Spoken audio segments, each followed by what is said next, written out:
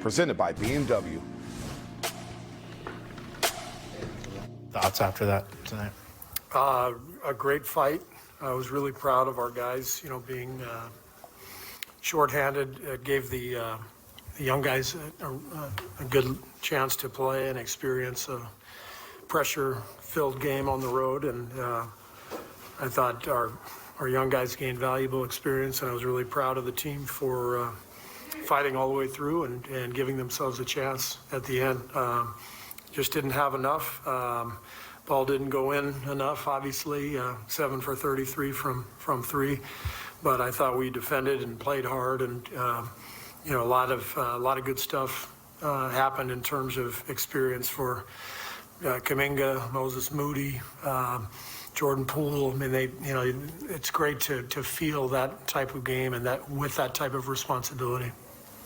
Specifically with Kuminga and Moody, how are you feeling about their development so far right now?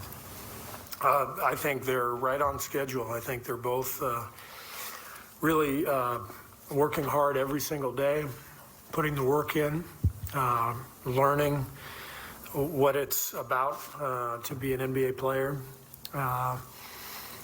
And that means, getting into the training room, getting into the weight room, getting onto the floor, watching film of your opponent, and doing that day after day after day after day, and bringing the energy that's necessary to do all that. It's not easy, especially for 19-year-old kids.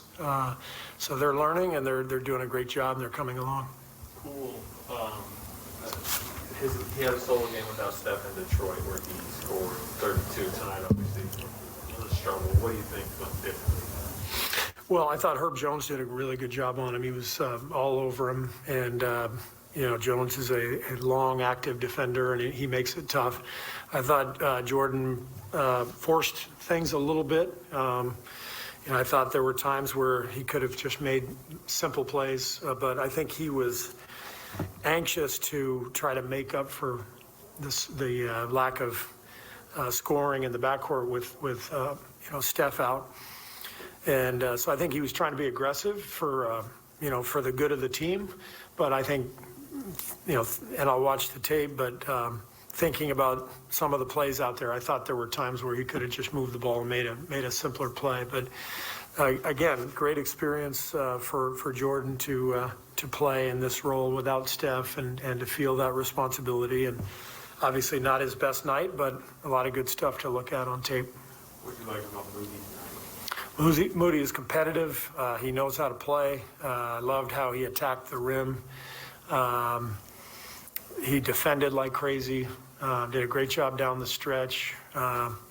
He's got a really bright future, and I think he's ready to play now. But we have a really deep team, and that's why it'll be hard for him to get consistent minutes this year. But couldn't be happier with the type of prospect Moses is, the type of kid he is.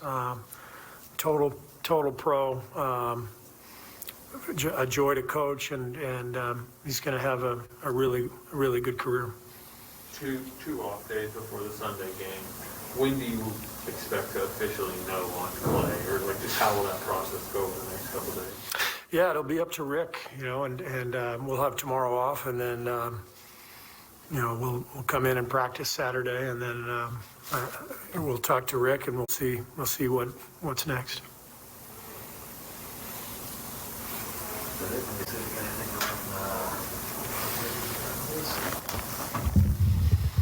A couple on Zoom. Let's go ahead. Kendra Andrews. Hi, Steve. I was just wondering why you chose not to go back to Gary Payton II down the stretch of the game. Just because I liked the group that was out there, and again, we had a young group that was gaining some valuable experience, and so I decided to keep J.K. and Moses out there, and I thought Damian Lee was playing really well. Belly was playing well, so it was not a pick with the lineup that we had. Right, Poole. Steve, you have in the past talked about January being sort of the dog days. Usually it's late January. Have these past few games kind of felt a little bit like that, other than obviously the games in Phoenix and Utah? Yeah, I think so. I think the chase for the record for Steph, I think took a lot out of him, and maybe emotionally was kind of a high that we reached as a group, and then that game ends, and you got 55 games left or whatever it was. So this is a natural time to have a little bit of a lull. But it's okay.